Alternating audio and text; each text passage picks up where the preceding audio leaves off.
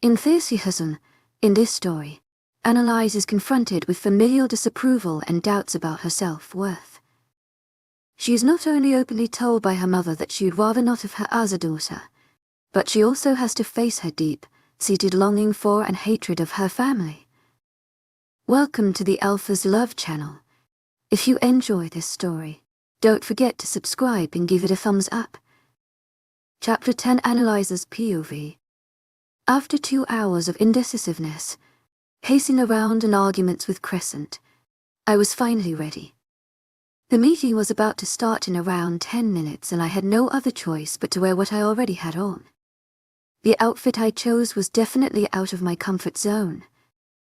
I always went for the same casual, soft, pastel or nude-colored and comfortable clothing, but this time, I decided to try out something different. Something new. I was wearing an all-black outfit. Earlier today, after getting into an argument with Raina and the others, I left the palace to grab something to eat. It was also the perfect opportunity for me to test out my new car. While I should have been feeling guilty about just using other people's things, I did not. On my way back, I made a stop to get myself a new outfit. When I had stepped into the shop, on instinct, I went towards the beige, formal dresses. I had already settled on one, but while I was paying, something else caught my eye. The clothing on the mannequin just screamed perfect.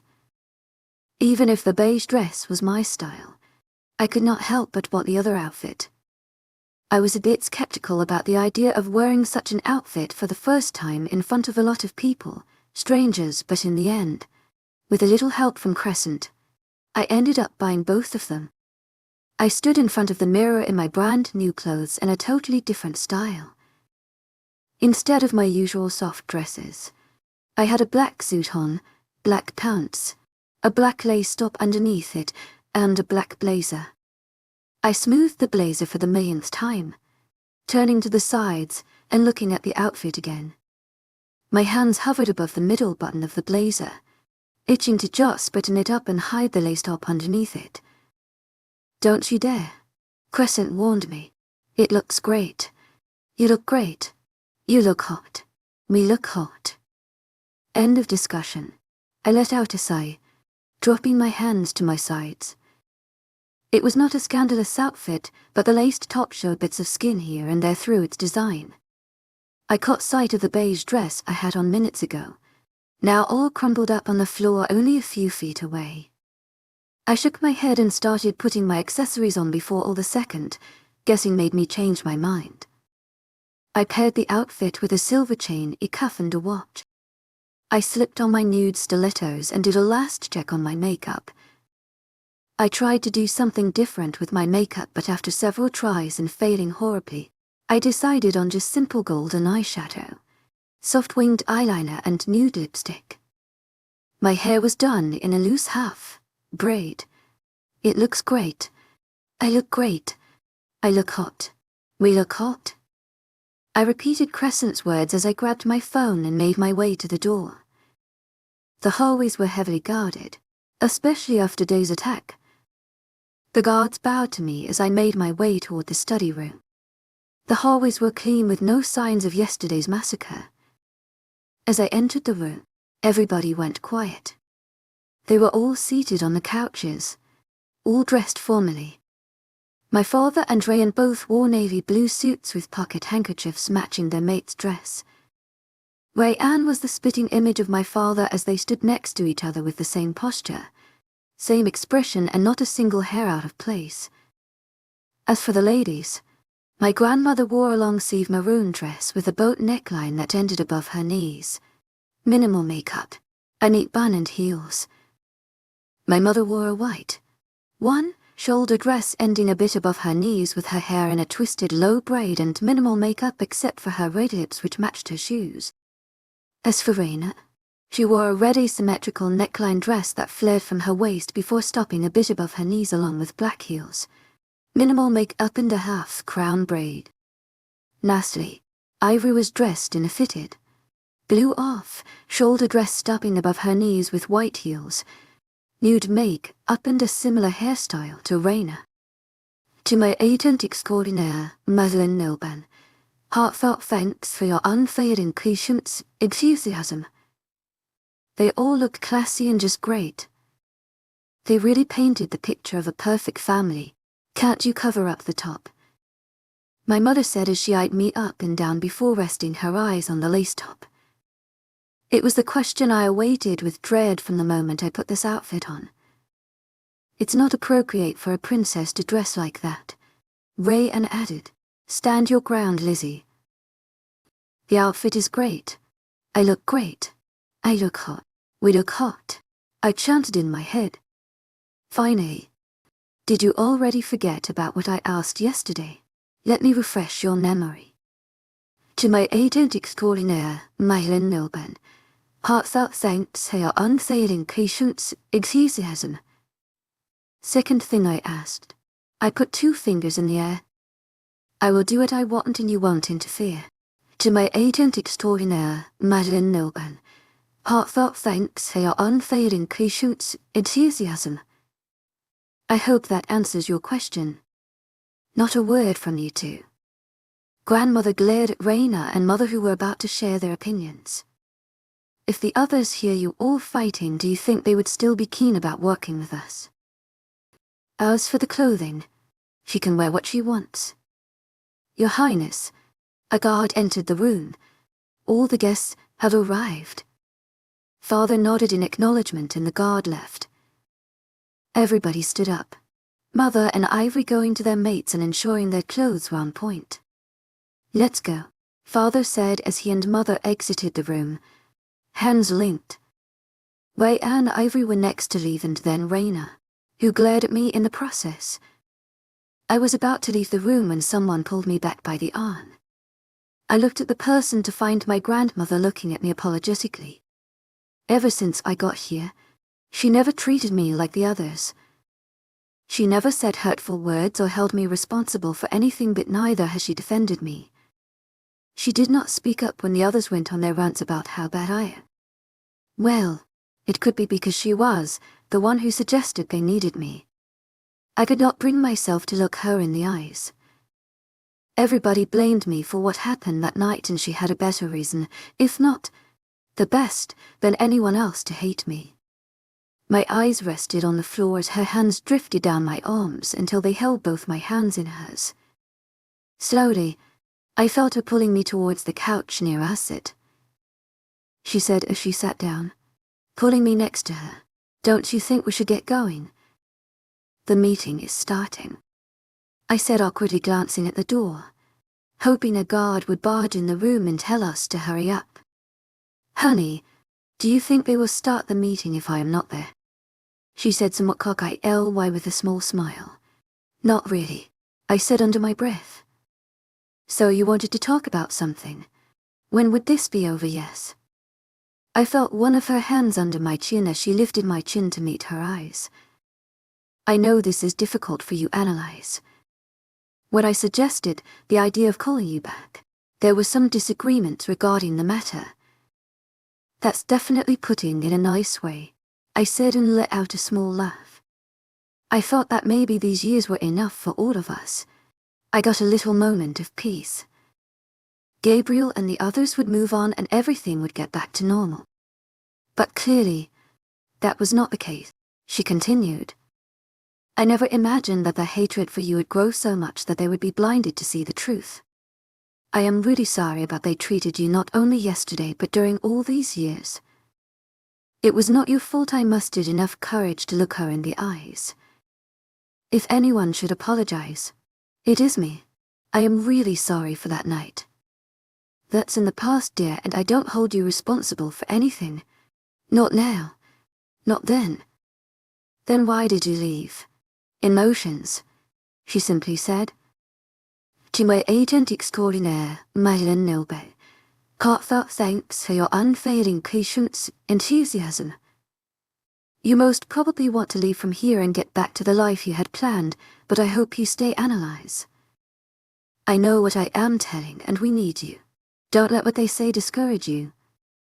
I am not doing it for them. To my agent extraordinaire, Nilben, heartfelt thanks for your unfailing patience, enthusiasm. Referring to my family, for all I care, they could all die. I admitted, and I felt no shame in doing so. It was truth, and it was obvious now. What was surprising was the smile pulled at her lips at my words. I am doing this for all the other werewolves. The innocents. I have issues with my family. Not the thousands of innocents who never harmed me in any way. They should not suffer because of my personal issues. You have grown so much over the years, Annalise. She smiled at me with pride in her eyes. I wish I was there to help you all these years, but, like you said, it's all in the past. I intervened, not wanting her to feel guilty about anything. You had your reasons for what you did, and I understand it. Besides, even if you were here, I don't think they would have treated me any better. You never know, she tried consoling me. I am sure about this, I said firmly. They never liked me since the beginning. I might have realized this a bit late, but it's the harsh truth, and I have come to terms with it now.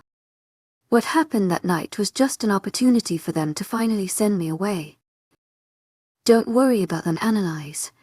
Sooner or later they will realize their mistake.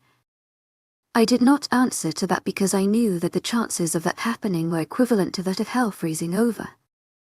You have grown into a beautiful, independent and strong girl, Annalise. Just like a leader should be. Don't let their words or actions affect you. I gave her a small smile, not knowing how to react. A specific part of her words kept replaying in my head. Just like a leader, she sighed, getting up. Let's go. I followed her out, not getting the opportunity to ask the new question arising in my head. Crescent, do you know what it meant? I tried asking Crescent, but received no answer, which was very weird of Crescent. There you are, Father said, relieved as he saw both of us. We thought something had happened. He looked at me for a split second. I mentally scoffed. Did he really think I would attempt any stunt right now? When the palace was properly guarded and full of other creatures who would be ready to separate my head from my body at a simple command. If I was actually going to attempt doing anything, it would be during the night when I would use my spells to disguise my scents and put the guards under some sleeping spell. Then I would most probably tie my dear family up cell with silver chains and slowly torture them every day, relishing the feeling of watching the light fade from their eyes. Under no circumstances was I going to give them a quick death.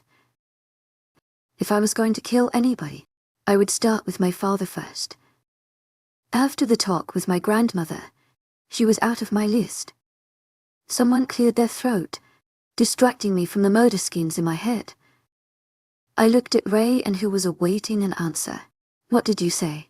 He rolled his eyes. Stop dreaming. We are going in. I sighed as I straightened my blazer one last time. I heard the guard on the other side announce our presence to the other guests. This tradition has been going on since I can remember. Whenever there would be any events taking place in our castle, the arrival of each member of the royal family would be announced by the guards. It was no different in other kingdoms too. I remember whenever we went to other kingdoms, the guards would always announce the arrival of the leaders. They announced the arrival of my grandmother, who entered the room at the same time. The guard continued, and it was already Rainer's turn, and after her, to my agent extraordinaire, Nilben, heartfelt thanks for your unfailing patience, enthusiasm. Most of the people, if not all of them, did not even know me. I am sure over the course of the years, they have met the others but not me, and I was sure they never heard of me either. For the first time in many years, I was not feeling nervous about stepping in front of so many people that all the attention would be on me, even if it was just for a few seconds. Without any doubt, the speech at graduation coupled with the confrontation with my parents and the talks with Crescent, Eveline and Malcolm had a play in it. I am a fighter. I am not alone. I am strong. I am powerful. I am beautiful. I am independent. My outfit is great. I look great. I look hot. We look hot, I chanted what had become my new motivational anthem in my head with the addition of my grandmother's words. Princess Annalise Royal. I heard my name being announced and I entered the room, feeling the curious gaze of everybody on me, eyeing me up and down. I maintained a straight face as I advanced my designated seat, the seat to my father's left. I could see the confused looks of the others as they looked at me. I thought their attention would be on me only for a few seconds, but I was wrong. The fact that I was seated to my father's left instead of Ray and the future king only increased their curiosity. Tired of their burning gaze on me, one by one, I met their questioning looks with a glare and they all thankfully looked away from me. The table was bigger than the one in our regular dining hall. It accommodated around 30 people. I identified a lot of the leaders due to the classes they made us take at school. All the leaders were accompanied by their mates. The rest were the most powerful werewolf packs along with their beta and gamma. Before I could identify each pack, my father cleared his throat and spoke.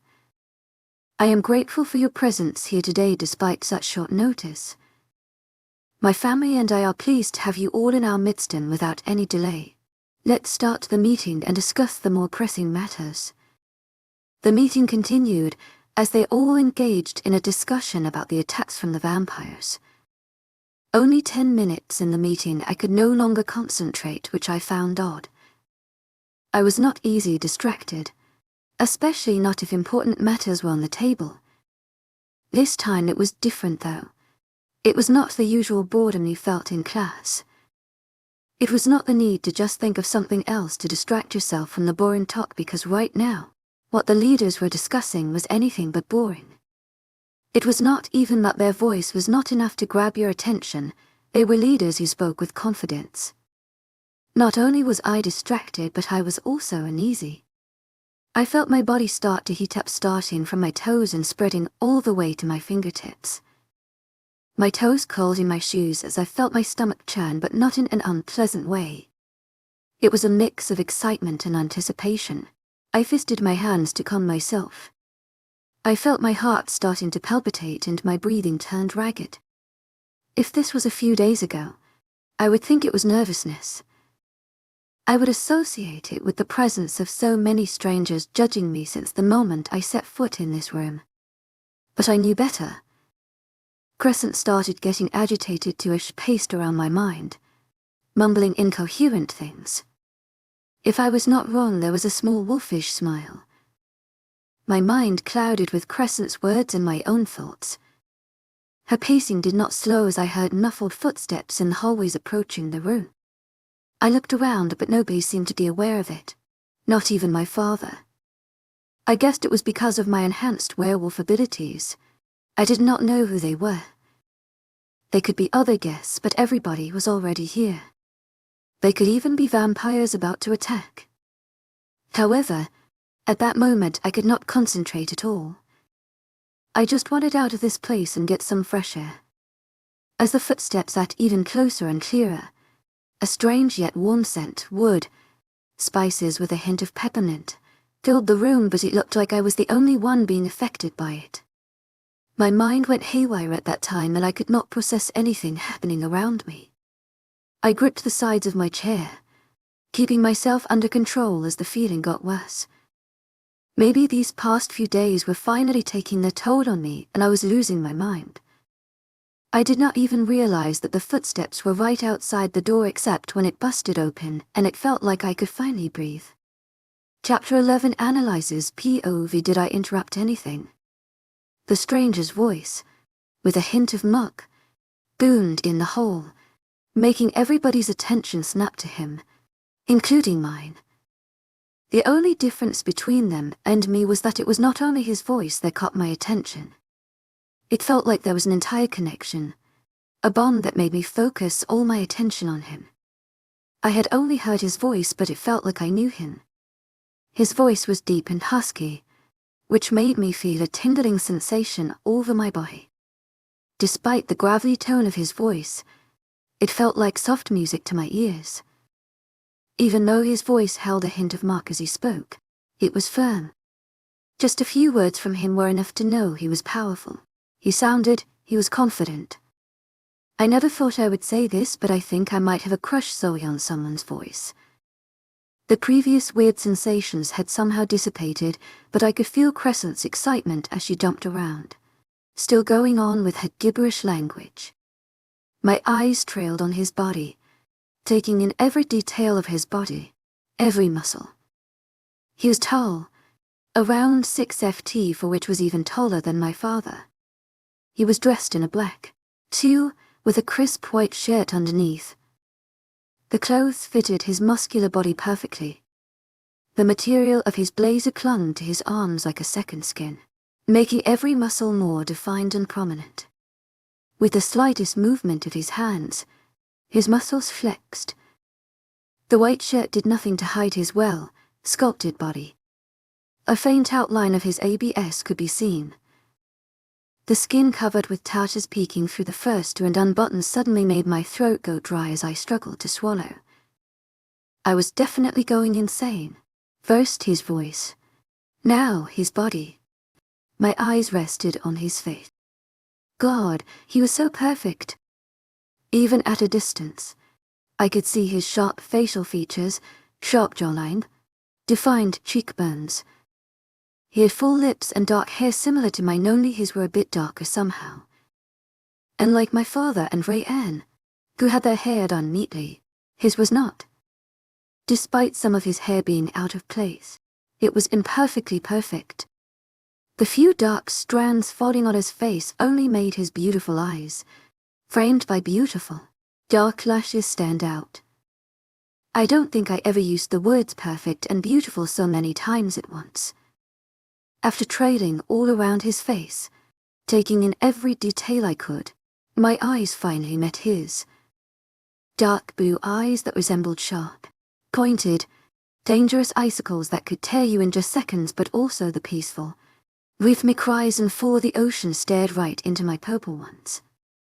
My breath hitched in my throat. Then it hit me. Mate.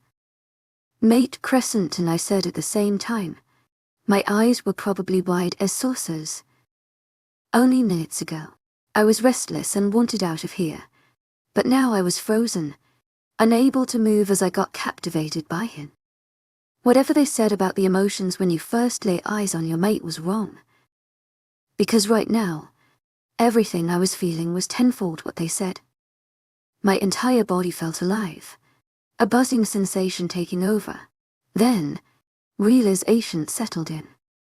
If he was already looking at me, then that meant he had seen me checking him out from head to toe. Just the mere thought was enough to make me blush. I felt all the red water rush to my cheeks. I was certain it did not go unnoticed by him as I saw the slightest smirk pull at the corner of his lips. I wanted to look away and hide that annoying blush from him, but I could not. Everything around me disappeared as all my attention rested on him. I did not know how to feel when my father's voice brought me back to reality.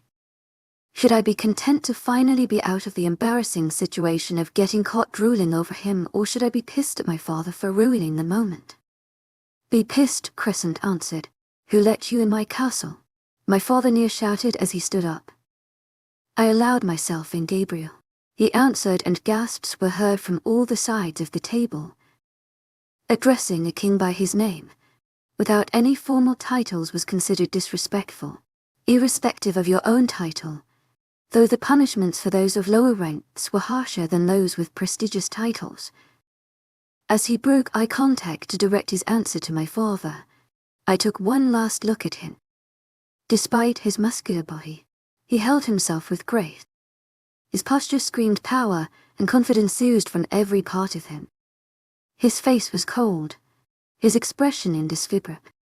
The aura surrounding him screamed danger and warned you to keep your distance. Judging by his overall behavior, it could be said that he had a lot of authority in him. You cannot talk to my father like that. Rayan got up from the seat next to me. I just leaned back on my seat, a small smirk on my lips as I watched the scene unfold in front of me. Your son has to do the talking for now, Gabriel, he taunted. Shame. He is the future king. He has all the right to speak up when he wants, my father retorted. Does not seem like it to me. His gaze landed on me, and so did my father's and brother's. That is none of your problem. Rui-An said. You are not needed here. I don't take orders from you, Rui-An. I realized that I did not even know his name yet. Who was he exactly? Why was he here? Why did my family hate him this much? How could he just get away with how he was talking to my father? Leave Alexander. Before my guards give me your head. My father said, his voice loud with his wolf side starting to show. Alexander, what? His name?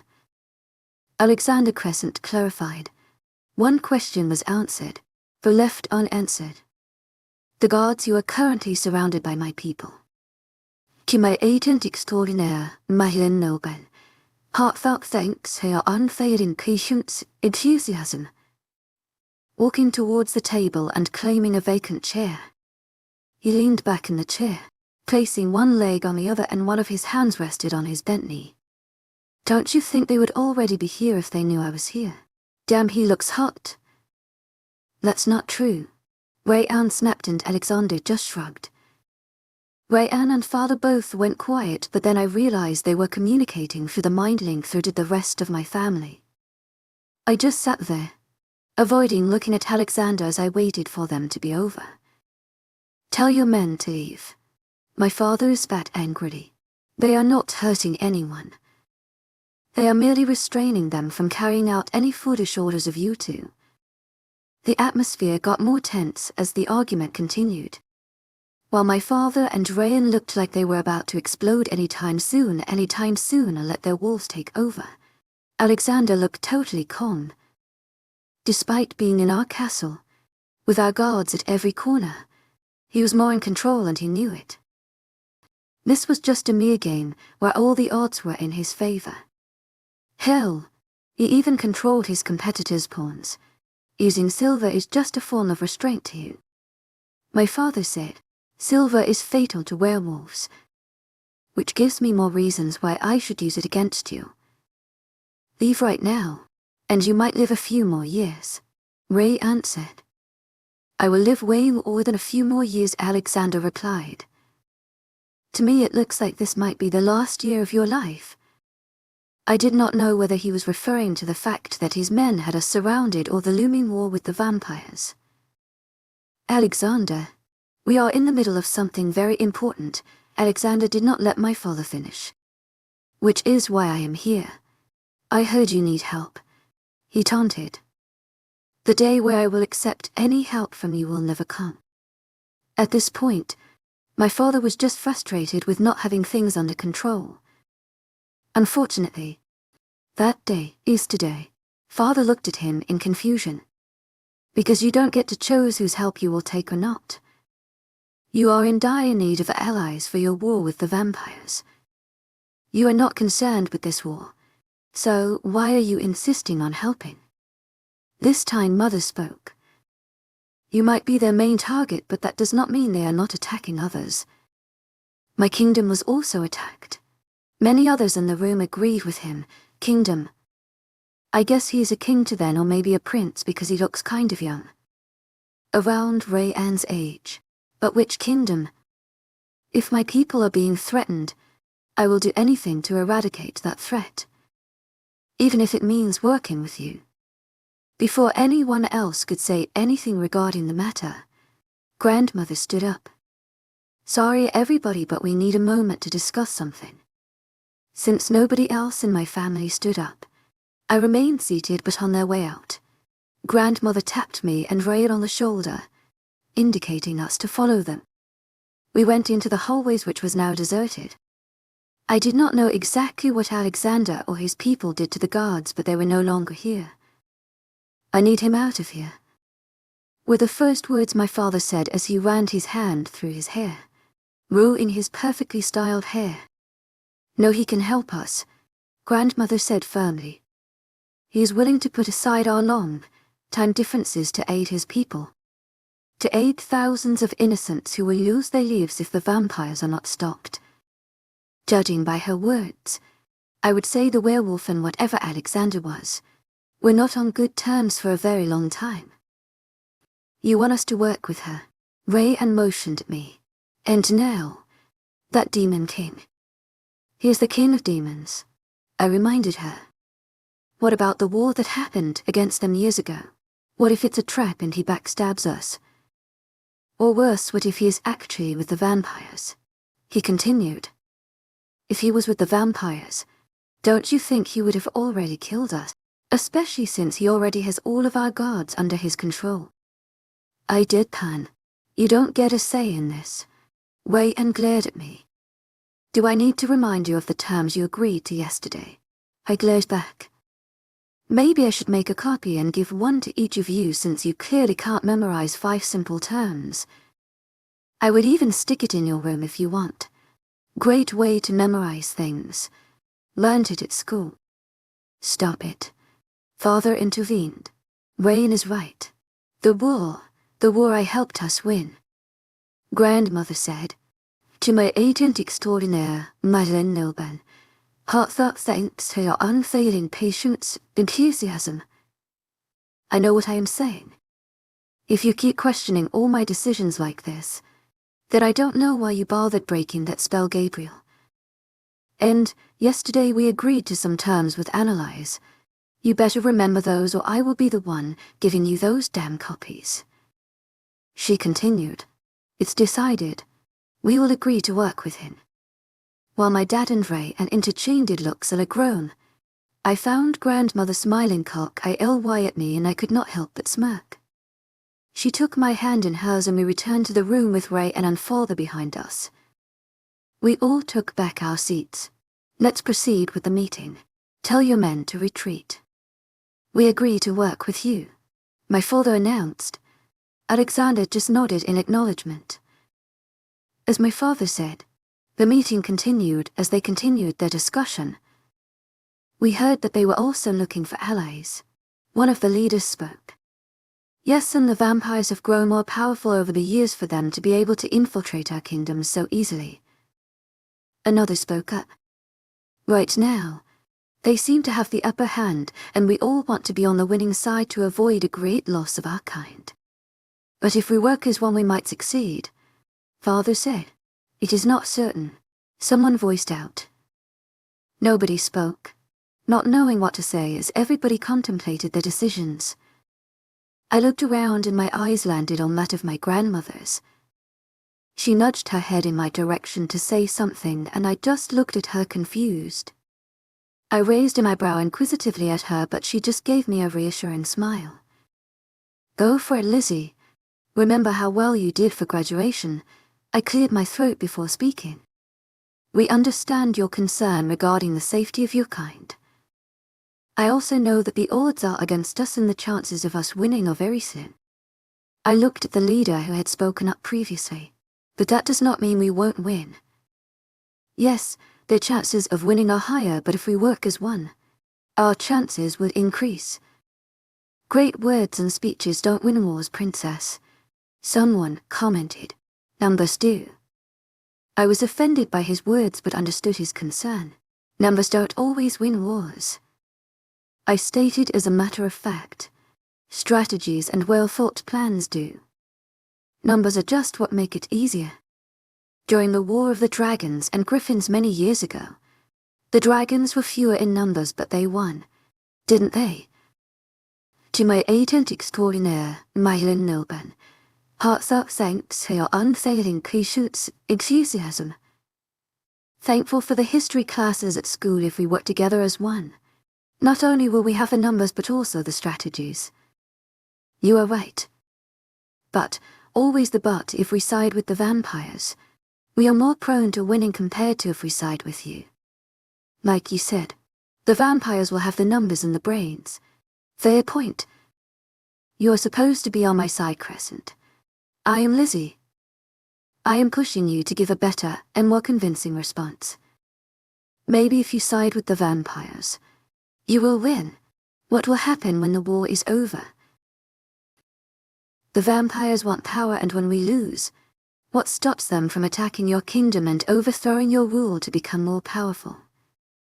We will have a pact, an oath between our kingdoms to ensure of safety. If I am not wrong, the vampires and werewolves have had a pact for quite some time, and so did many of you. Did that stop them from attacking? As for an oath, they could easily find a witch and get her to undo it. He wants to be at the top of the hierarchy, and it is clear he will stop at no cost to do so. To have a really high chance at winning, we need as many people as we can, but during the war, we will lose many. I understand. This is why I think we should not impose our decisions on them. They should have the liberty to choose whether they want to fight or not, because many of them have families. I suggested, and those who may die will die an honorable death while serving their kingdoms. Grandmother supported me. I request you all to take your time before coming to a final decision. If we fight as one and win this war, the threat of the vampires will finally be over. Grandmother smiled proudly at me. Finally, it was time to hear their decisions. Surprisingly, out of the 7 leaders present here today, 6 agreed to be our allies: the witches, demons, light angels, dark angels, fairies and oracles. The other leader, the leader of giants, did not agree, since he already had a pact with the vampires. The fact that the vampires had giants on their side increased their chances of winning, but at the time, we mainly focused on the fact that we managed to convince the others. We thank you all for your cooperation, Father announced. There will be a small dinner later on to celebrate our new alliance. Until then, you and your people are welcome to stay at the castle.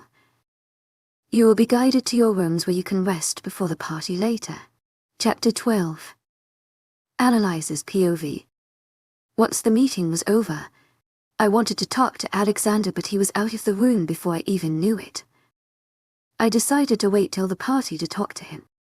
I went to my room, and the usual empty hallways near my room were now crowded with the other people now residing in the castles, as they occupied the other rooms.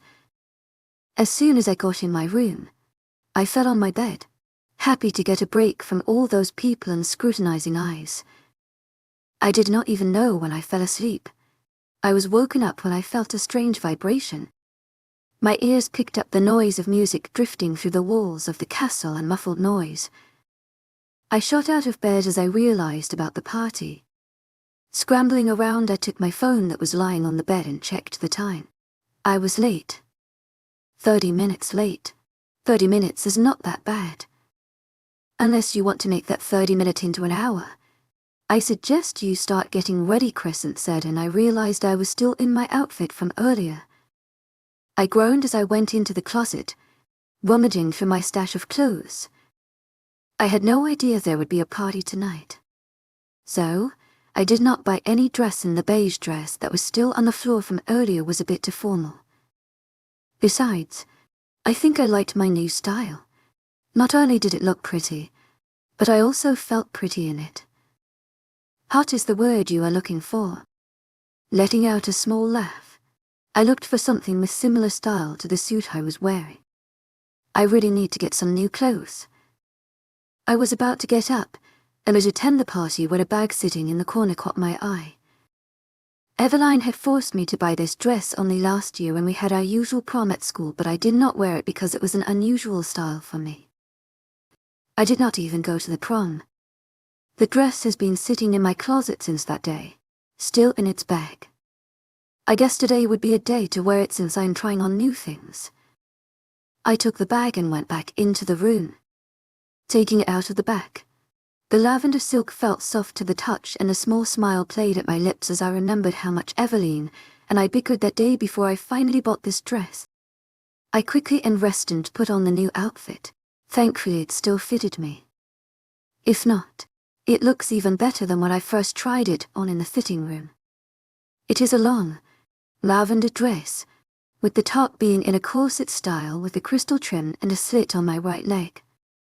Since it was a light color, my purple eye stood out, which was the main reason Eveline made me buy this dress. I should thank her for this. I decided to leave my makeup and accessories untouched but switched my heels for white ones. I took my phone and left my room. The muffled voices were now clearer as a soft melody played in the hall. The guards bowed to me and opened the door, allowing me in. I was glad I decided to wear this dress because everybody else was dressed in elegant dresses. I spotted my family in the corner, talking among themselves as I made my way towards them. They had all changed out of their previous attires. When they saw me, Raina was the first to speak. "You are late. 1 hour to be precise." I smiled at her, to which she scowled. "Not only are you late, but you also disrespect us. Come up with something new, Raina." If they can even be called one, are getting lame and boring. I rolled my eyes. "Can you stop being a brat right now? "T'y'm agent extraordinaire,丨Nocturnal. Heartfelt thanks for your unfading patience, enthusiasm." We are in a room full of people. My mother looked ready to kill me as she grabbed my arm and nearly squeezed the life out of it. Though she applied a lot of pressure, it would take a lot more than that to hurt me now. I glared at her and grabbed her hand that was around my arm. "In a room full of people who can hear everything you are saying," I reminded her as I squeezed her hand. For a split second, her angry facade slipped as she winced at the pressure on her hand. I removed her hand from mine. "And don't touch me," I said through gritted teeth, my eyes narrowing on her, no hiding my inner feelings. "The music is there to reduce that enhanced hearing analyze," Grandmother informed me. "It distracts them, and since there are so many sounds to pick up, they can't really hear clearly except if they focus a lot." Well, their music did not work on everybody because I could hear clearly what was happening around me, even on the other side of the room. "And Isabella, she is your daughter. Treat her like one." She glared at her. "I would rather not have a daughter than have to call her that." She muttered as it was nothing. There was no sign of regret as those words left her mouth. The only emotion was hatred. In her words, in her soul and in her heart. Was there ever a part of her that loved me? The first few seconds when I was just born, did she love me then? Or was it always hatred? It would actually be better if I was not born. She looked at me, shocked that I was able to hear her despite their stupid music. Because that would have been better than having you as parents. My voice was hard and full of hatred now as I addressed them all. "But I am here and you can't do anything about it. Continue treating me like shit and I will give you an actual reason to hate me." My father started saying something, but I tuned him out, letting his words fall on deaf ears. They waited past at the same time and I took one of the champagne flutes. I brought it to my lips and downed its content at once, the liquid feeling cold as I swallowed it. If I was going to get through this night without murdering someone, I needed some alcohol in my system. "Sorry, I did not hear what you said. Do you mind repeating it?" I addresses my dad as I placed the flute back on the tray only to take another one. Anger was evident on my father's face as he realized I did not listen to whatever he just ranted. I let out a sigh as I heard someone approaching us. King Gabriel. He greeted and I turned around, coming face to face with the leader of Dark Angels, King Tarsal. Father greeted them as they shook hands. King Tarsal introduced his family and my father did the same, introducing us to him, though I am pretty sure King Tarsal already knew. "T'y'm agent extraordinaire,丨Nocturnal. Heartfelt thanks for your unfailing patience, enthusiasm." My father introduced me as King Tarsal extended his hand. "Nice to meet you, Princess." I smiled at him. "You were wonderful earlier, Princess. You must be proud to have her as your daughter, King Gabriel." My father did not say anything other than nodding. "Thank you, King Tarsal," I said politely. "How come we never met before at any event?" he asked curiously. "She just came back to the palace, King Tarsal," my father said. "She was always a bright child." We decided to send her to the best school out, but to learn more about her powers and about our kingdoms. After so many years, she finally completed her studies and you saw the results in the meeting. He smiled, and if I did not know any better, I would have actually believed it. Indeed, she is brilliant. She has a bright future in front of her. The conversation quickly changed direction as my father changed the subject. They all engaged in some boring conversation and I quietly left their group, downing another flute of champagne before taking another one. Many others came to talk about me, and they all had the same question: where was I all these years? I recited the same thing my father told King Tarsal to everyone. As I downed my fourth champagne flute, I caught sight of someone familiar. The dirty blonde hair reminded me of someone. Eveline. I shook my head at the absurdity I just thought. Why would she be here? I was starting to think it was the effect of the champagne, but my werewolf metabolism was strong and it would take more than just a few glasses of champagne to get me drunk. I walked towards her, and as I got closer, my suspicion was confirmed. Eveline. She turned around and it was actually her. She was dressed in a champagne dress of a similar style to mine. Her hair fell over her shoulders in curls and her makeup was light. She looked different from the last time I saw her. Luna, Eveline, please.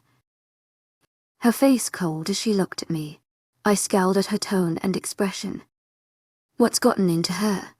Seeing my confused expression, she continued. You ought to address me with respect now. Things have changed. To our agent extraordinaire, Madeleine Nilban. Heartfelt thanks for your unfailing patience, enthusiasm. I will not tolerate any disrespect. We are no longer teenagers in school. Something was definitely wrong with her. I was about to question her again when she started laughing. I looked at her weirdly and then I realized that she was just teasing me. I instantly felt relieved. I am joking, Honor. Should I call you Princess Analyze now? How about Princess Honor? I pulled her into a hug, relieved to have someone I knew around. How about you drop the princess and just call me Honor? We pulled away, grinning. I missed you so much, Evie. I missed you too. Look at you though, she exclaimed, eyeing me up and down. You changed so much. Wait, is that the dress you bought last year? It sure is. Damn, you look hot in it. I laughed at her. You look great, Evie. Now tell me what's with the whole Luna thing. I have so much to tell you. And as he pulled to a corner of the room, away from everyone. We need to sit down and talk about this in detail, but long story short, I met my mate and he's the alpha of my pack. I nearly squealed at the news. How did your pack react to it? I am sure they were not expecting this. Well, it's a long story. Even if it has been only a few days, I went through hell at the pack. To my agent extraordinaire, Madeleine Nilban, heartfelt thanks for your unfailing patience, enthusiasm. There were a few bumps, but then Axel was just really nice and supported me. She blushed at the last part. Axel, huh? I raised an eyebrow playfully at her and she blushed even more. You are so whipped. Tell me more about him. I told you. I will tell you everything in detail another time. You tell me, what is going on with you and your family? You sat on the king's left side, Honor. These past days have been an eye-opener for me, Evie. To my agent extraordinaire, Madeleine Nilban, heartfelt thanks for your unfailing patience, enthusiasm. I realized how stupid it was of me to think they changed, but you know what? It was all for the best. I kind of had a change of personality and now I am doing better. Great, actually. Did they hurt you or anything? They can't try, but they no longer affect me, Evie. I changed the subject. When do I get to meet the lucky guy then? I want to see who is able to make you blush just by thinking of him. Wait till you meet your mate, Honor. She hit me playfully and I felt my body tense up. Alexander. I have not seen him at all since the meeting earlier. Should I tell Eveline about him? She is my best friend and knows everything about me, but I have not even talked to him yet. I decided not telling her would be better the time. To my agent extraordinaire, Madeleine Milben, heartfelt thanks for your unfailing patience, enthusiasm. She motioned to someone in the crowd, but his back was facing us so I could not actually see him. I'll introduce you to properly in a while. I let my eyes wander around the crowd, searching for Alexander, and I finally spotted him on the other side talking with King Tarsel. As if feeling my eyes on him, he looked in my direction and locked eyes with me. Before we could continue the eye contact, Evelyn spoke up. Right now, answer my question. I looked at her. Are those your sisters? She pointed towards my family. To my agent extraordinaire, Madeleine Milben, heartfelt thanks for your unfailing patience, enthusiasm. I said as I leaned against the pillar behind me. The one in the red dress is Raina, my sister. The one in blue is Ivory, Ray Ann's mate. I informed her, and I could still feel Alexander's eye on me. Our kingdom is going to perish under her rule. She glared at Ivory. What did she do to you? I left. Just because we are not royals. She treated us as if we were Ongazer. She scoffed. And don't get started on Raina. She flirted with Axel in front of me. When she found out I was an Omega before, she insulted me in front of my pack members. You know what was more surprising? She looked at me. Axel did nothing. He just stood there, listening to her. To my agent extraordinaire, Madeleine Milben, heartfelt thanks for your unfailing patience, enthusiasm. I am sure he wanted to do something. I reassured her. Maybe because Raina is part of the royal family made him hold back. Still, he could have at least said something, she said under her breath. To my agent extraordinaire, Madeleine Milben, heartfelt thanks for your unfailing patience, enthusiasm. Are you serious right now? I asked her, and she looked at me in confusion. You are one of the strongest people I know. You always encouraged me and pushed me to strive. Are you really waiting for someone else to defend you? She looked down. I know he is your mate, but you are more than capable enough to defend yourself against her.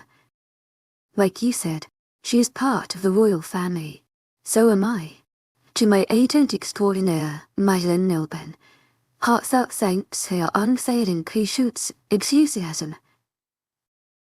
Next time she tries anything, don't be shy and just give her everything she deserves. Put all those training and lectures into practice, Evie. She smiled at me. How the roles have been reversed. Laughing. I really need to speak with Axel about this because I need to know why he did not say anything. Determination was clear on her face. Hey Angel, someone said as he stood behind Evelyn. I saw Evelyn blush and I immediately knew who it was. Evelyn did not turn around though. We need to talk. His voice was kind of pleading, and it looked kind of funny to have someone tall and muscular like him pleading. I am busy, Evelyn said firmly, motioning towards me. Princess Annalise. Axel said, his voice turning from pleading to one with authority as he bowed his head. Please call me Annalise. Alpha Axel, right? I asked as I extended my hand. Axel, please, he said as we shook hands. It was weird how he could just change his entire personality when he talked to Evelyn and when he talked to me. We are in the middle of something here, Axel, Evelyn reminded him. I smiled as Axel wrapped his hand around her, resting his face on her shoulder. My best friend is right here. Don't mind me, I joked. We were done anyway.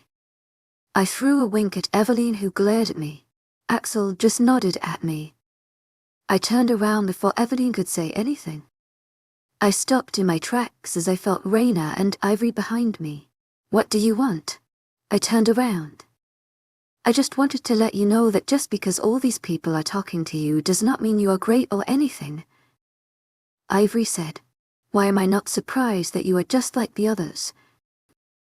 Look, Annalise, Just because you are back does not change anything. You are still what you were. Weak and pathetic. So original. I rolled my eyes. I don't want to waste my time arguing with people who have a negative IQ. Started walking away. You know, you do everything in your abilities to prove Mom and Dad's words. You should not have been born. Too bad we can't control a thing. I responded and leaned towards the exit. Pissed off. Chapter 13 analyzes POV. I had no idea where I was going. All I needed was to get out of that place. I wanted to be alone for some time. I had a lot going on in my mind, and I needed to sort my thoughts. I rounded corners, and passed guards until I finally exited the castle. I found myself in one of the outdoor gardens. As everybody was inside, enjoying the party, it was empty, the perfect place for me. I took a deep breath, the fresh air of the night hitting my nose, calming me a little. Despite the slight chill, it felt good to be standing there with the light breeze falling on my face, blowing strands of my hair. It was dark, but the lanterns placed around the place casted a serene glow over the trees, bushes and flowers. It all seemed magical to me, as plenty of fireflies surrounded the flowers. In the middle of the garden, there was a beautiful pond, surrounded by different sizes of rocks. The pond and its tranquility pulled me toward it. Soon I found myself taking my heels off. I held them in my hand and advanced towards the edge of the pond, setting them on a rock. Adjusting the dress, I was able to sit down on a rock. The water was clear and I could see the various fishes swimming around, carefree and oblivious to what was happening. If only my life could be so simple. I sighed and stared at the water, feeling sad all of a sudden. My solemn reflection contrasted with the carefree nature of the fish. Not knowing why my mood suddenly shifted. Was it because everything but happened since I got you, or for something that was about to happen? I didn't know. All I knew was that the uneasy feeling kept growing. To be able to get my emotions under control, I closed my eyes, taking in deep breaths, and tried to focus on only one thought. To my agent extraordinaire, Madeleine Nilben, heartfelt thanks for your unfailing patience, enthusiasm. Everything was clear. It was like each thought was represented by one thread in my mind, but as time passed, it all became tangled together, creating a big ball of threads. Graduation, my family, my mother's words, the war with the vampires, my father, Evelyn's words, the talk with my grandmother, Malcolm, Crescent. I did not even realize that I was crying until I felt a single tear roll down my cheeks. How did I end up crying? Maybe I should keep my distance from alcohol. Lizzie, is it because of what your parents said about your birth? No, Crescent. I promise you it is not. Trust me, their words no longer affect me. It is no surprise they want me dead. Then what? It's complicated. I did not know what to say. Grandmother said that they would realize their mistake. Then what? What do I do if they actually realize their mistakes? Lizzie, she sighed. The chances of that happening are very slim, but what if it does happen? Do I forgive them? Should I forgive them? That's your choice. Lizzie, it is hard to decide. I admit it. I know it should have been a clear choice, especially after what happened these past few days. Not only these past days, but for a long time. They never contacted me when I was in school. Never visited me. Then, when I came back here, all of those hurtful words they said. I should not forgive them, but they are my family. I could not believe that I was actually saying this. No, just because they are my family does not mean I should forgive. They regret that I was born, for God's sake. They are ashamed of me as their daughter, as their sister. I think the choice is pretty clear now, Lizzie. You are right. I hugged my knees closer to me. the cold getting to me, and just stared at the water and ripples created as the fish swam. All these thoughts drained me emotionally as the tears fell one by one out a sob as I realized how messed up my life currently was. I don't know what happened, but I got hit by an onslaught of sadness, my heart feeling heavy yet empty at the same time. However, I also knew that I was no longer that old little girl. Yes, I still wanted a family and people to love me, but these people were not my family. There was no way they were getting the honor of being called my family. I know my worth now, and I know that they are not worthy of me. Exactly. I let out a half cry and half laugh at her. I could not believe I was actually going to waste my tears on these people. My fingers, on their own, grazed the tattoo on my right inner wrist. It was a tattoo I got a few years ago. It consisted of an open book. The left page had a black wolf with silver eyes standing, facing the right page. On the right page, there was a girl with her hands extended to touch the wolf's head, reaching to the left page. I got it done as a reminder that I was never alone. I have another question. Crescent. Shoot. What did grandmother mean when she said, just like a leader? No answer. Crescent. Mate. Mate. She said happily, confusing me, but then I felt it. A strong presence around us. A powerful aura that engulfed the entire garden.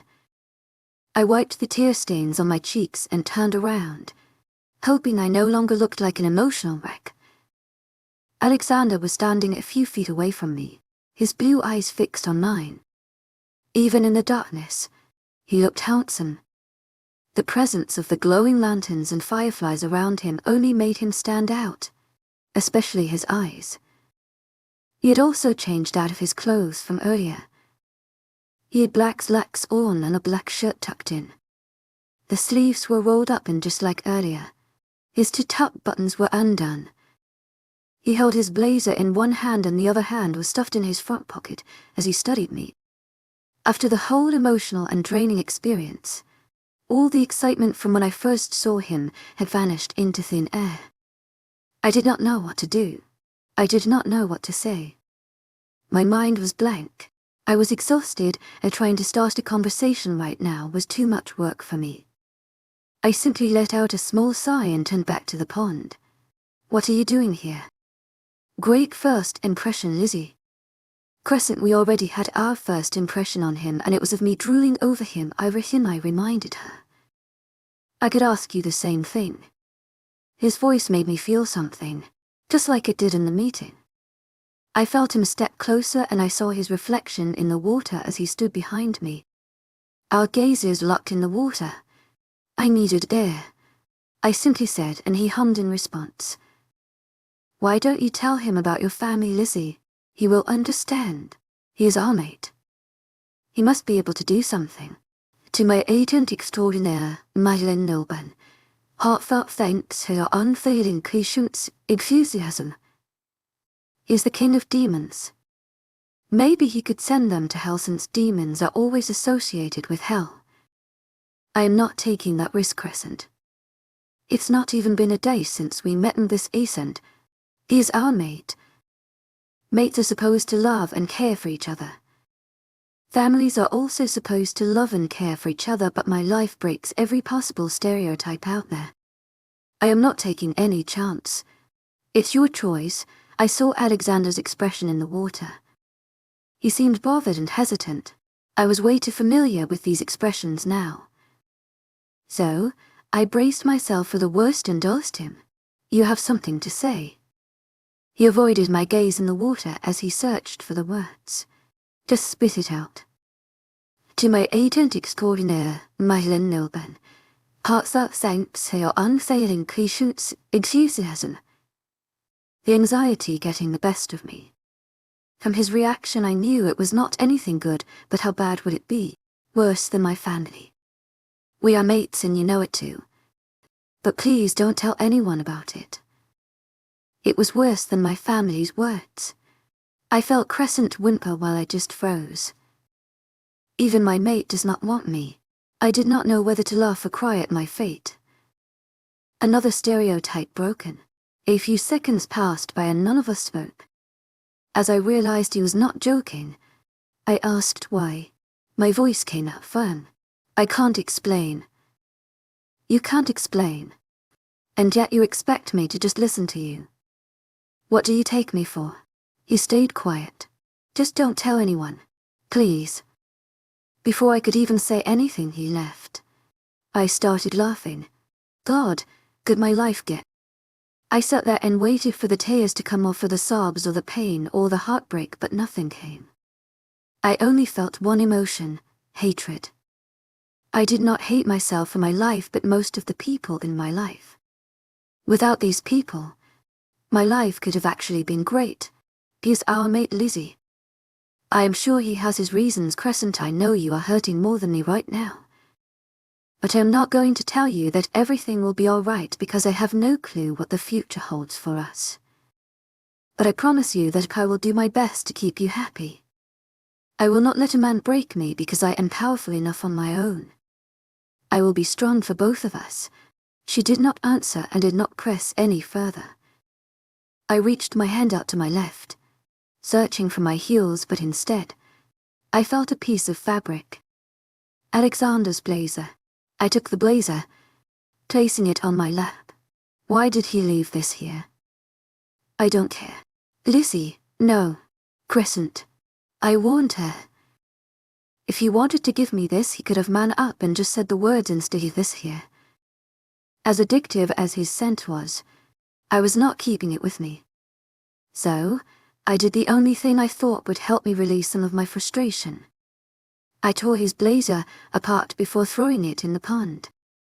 Maybe he did not leave the blazer for me, but he did leave it here. With a satisfied smile, I got up, dusted my dress and took my heels in my hand and headed to my room. Thank you for tuning in. If you enjoyed this episode of the story, please give it a like. And don't forget to subscribe to get notifications for updates.